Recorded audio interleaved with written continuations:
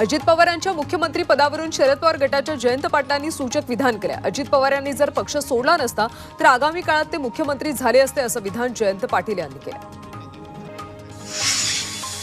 बारामती विधानसभेमध्ये पवार विरुद्ध पवार सामना रंगण्याची शक्यता आहे। महाविकास आघाडीकडून बारामती विधानसभेसाठी युगेंद्र पवारांच्या नावाचे संकेत जयंत पाटलांनी दिलेत। अतिउत्साही कार्यकर्त्यांमुळे जयंत पाटलांनी उमेदवारीचे संकेत दिले असल्याची प्रतिक्रिया युगेंद्र पवारांनी दिली।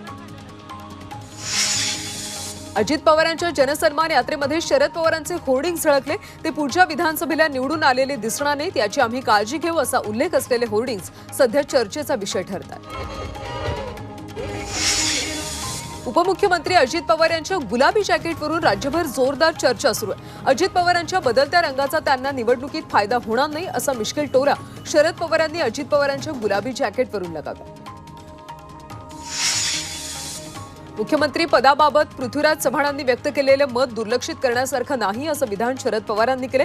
ज्या पक्षाचे अधिक आमदार त्या पक्षाचा मुख्यमंत्री असं विधान काँग्रेस नेते पृथ्वीराज चव्हाणांनी केलं होतं। यावर शरद पवारांनी ही प्रतिक्रिया दिली।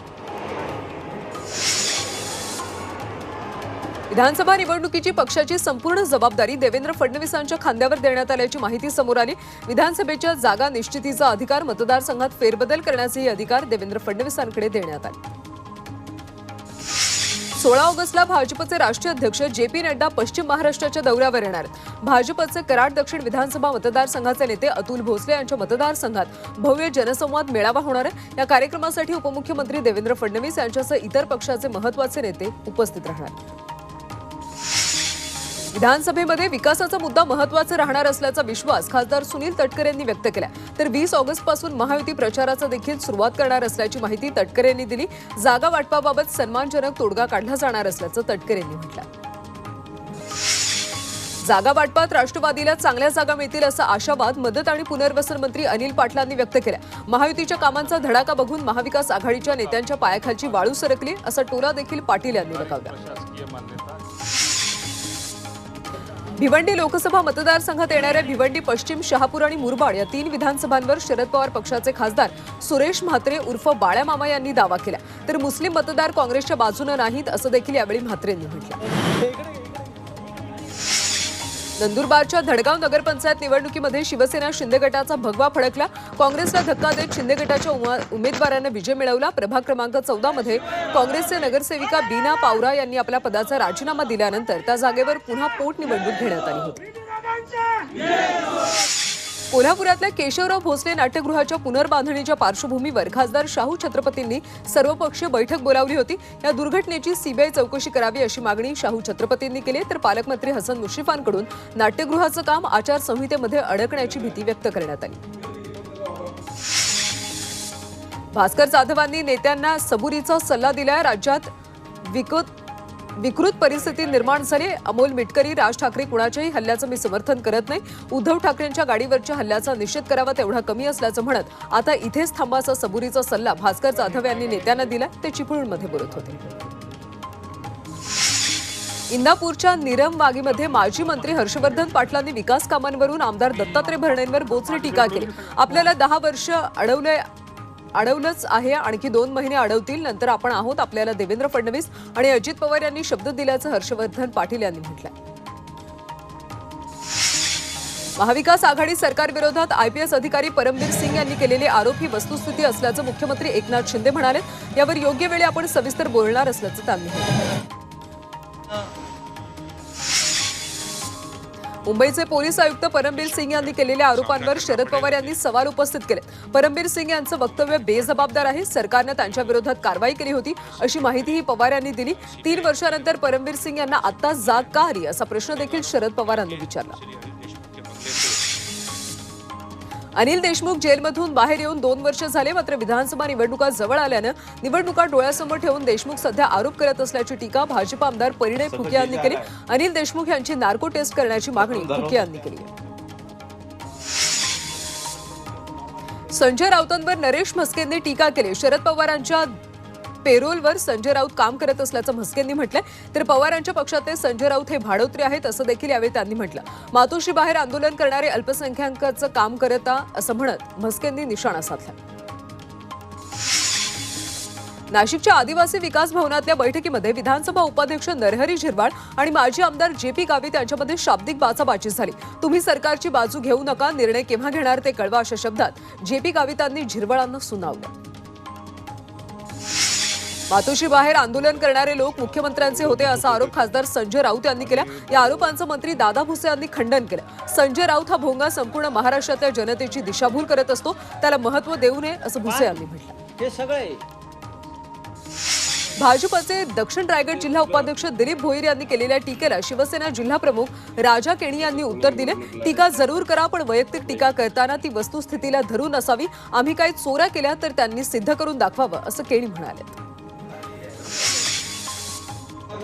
वाशीमध्ये आमदार भावना गवळी आणि पालकमंत्री संजय राठोडांमधला मतभेद बाजूला ठेवून दिलजमाई झाल्याचं पाहायला मिळालं. भावना गवळी आणि राठोड यांनी अनेक दिवसांपासून श्रेयवादामुळे राजकारणात कुरघोडी पाहायला मिळत होती.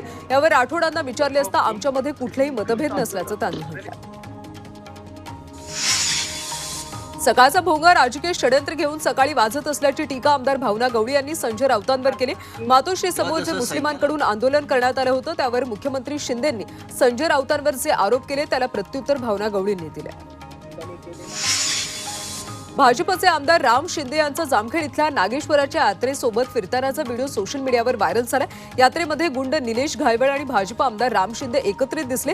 निलेश घायवळवर पुणे शहर आणि पुणे ग्रामीण पोलीस ठाण्यामध्ये अनेक गुन्हे दाखल आहेत. आरक्षणाबाबत तोडगा काढण्यासाठी मुख्यमंत्र्यांनी सर्वपक्षीय बैठक बोलवावी. आरक्षणाच्या भूमिकेला आमचं सहकार्य असेल. बैठकीला जरांगे भुजबळांनाही बोलवण्याची मागणी पवारांनी केली.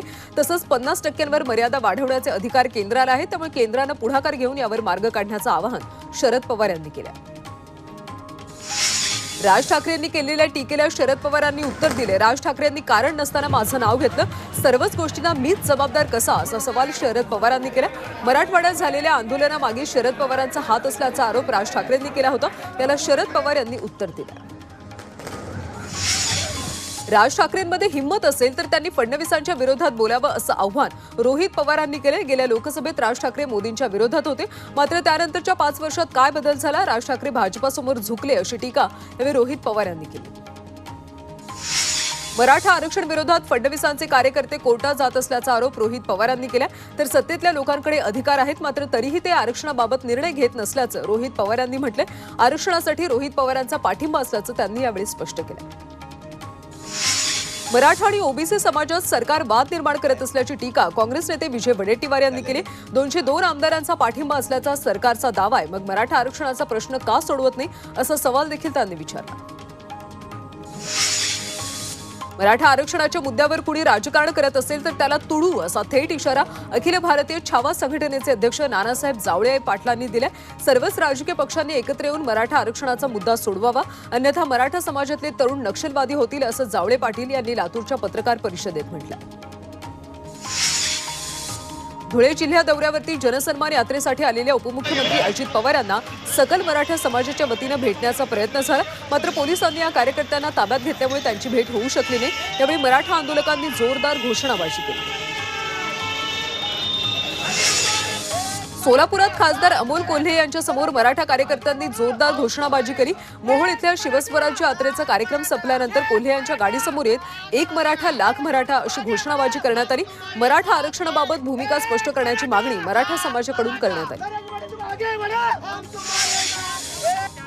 वर्ध्यामध्ये तृतीयपंथीयांनी एसटी प्रवासात आरक्षण मागत एसटी वाहकाशी वाद घातला.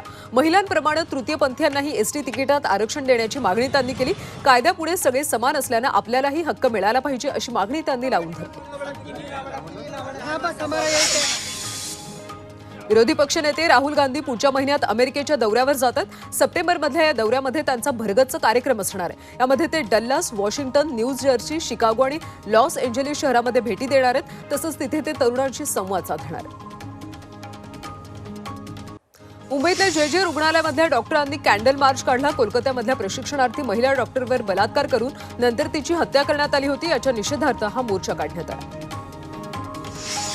मुंबईतल्या रस्त्यांवरच्या खड्ड्यांविरोधात युथ काँग्रेसनं आक्रमक पवित्रा घेतला. मुंबईतल्या जे रुग्णालयाबाहेर युथ काँग्रेसच्या वतीनं लाडका खड्डा योजना आंदोलन करण्यात आलं. या आंदोलनात युथ काँग्रेसचे पदाधिकारी आणि कार्यकर्ते मोठ्या संख्येने उपस्थित होते. सांगलीच्या इस्लामपूरमध्ये प्रकाश हॉस्पिटल आणि शिक्षण संस्थेच्या कर्मचाऱ्यांनी जयंत पाटलांच्या विरोधात आंदोलन केलं। भाजपचे सांगली जिल्हाध्यक्ष निशिकांत पाटील यांच्या या संस्थेवर धाड टाकण्यासाठी दबाव टाकल्याचा आरोप माजी पोलीस आयुक्त परमबीर सिंग यांनी केला होता। त्यावरून संस्थेच्या कर्मचाऱ्यांनी जयंत पाटलांचा निषेध नोंदवला। नागपूर गोवा शक्तीपीठ महामार्ग विरोधात सांगलीमध्ये शेतकऱ्यांनी आंदोलन केलं। शासनाने हा महामार्ग रद्द करावा, अन्यथा तीव्र आंदोलन छेडण्याचा इशारा यावेळी आंदोलकांनी दिला। सांगली जिल्ह्यातल्या कन्नड भाषिक डीएड बीएड पदवीधर संघटनेच्या वतीनं शिक्षक भरती विरोधात आंदोलन करण्यात आलं। राज्य शासनानं शिक्षक भरती करताना निवृत्त शिक्षकांची पुन्हा भरती केली, त्यामुळे बेरोजगार पदवीधारकांवर अन्याय होत असल्याचा आरोप करत ही भरती रद्द करण्याची मागणी करण्यात आली। कल्याण डोंबिवली महापालिकेतल्या सफाई कामगारांनी काम बंद आंदोलन केलं। यावेळी 27 गावांमधल्या 450 सफाई कामगार या आंदोलनात सहभागी झाले। कामगारांना महापालिकेत कायमस्वरूपी समाविष्ट करावं, सेवानिवृत्त कामगारांना पेन्शन योजना सुरू करावी अशी मागणी यावेळी करण्यात आली। नाशिकमधल्या वडाळा ग्रामस्थांनी महानगरपालिकेसमोर रास्ता रोको केला।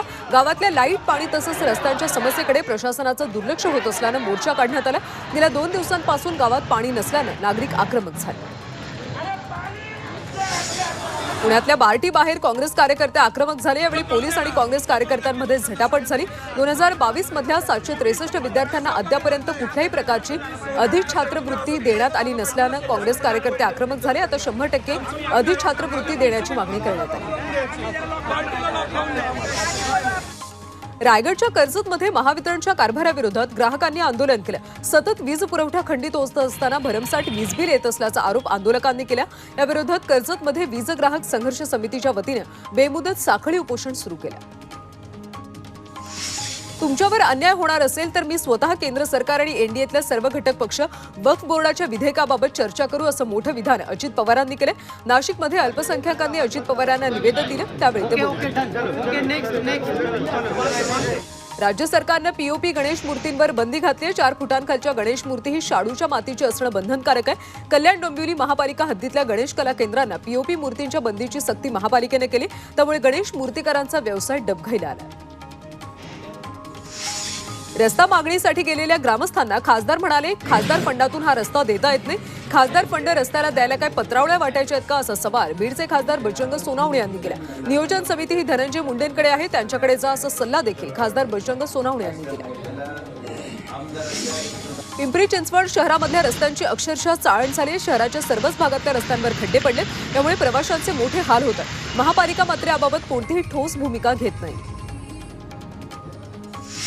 उद्योग मंत्री उदय सामंत यांनी आगीमध्ये भस्मसात झालेल्या कोल्हापूरमधल्या केशवराव भोसले नाट्यगृहाची पाहणी केली। नाट्यगृहाचं कसं नुकसान झालं याची सविस्तर माहिती त्यांनी घेतली। यावेळी अनेक कलाकारांनी त्यांची भेट घेतली। आधीसारखंच नाट्यगृह बांधून देण्याची मागणी कलाकारांनी केली।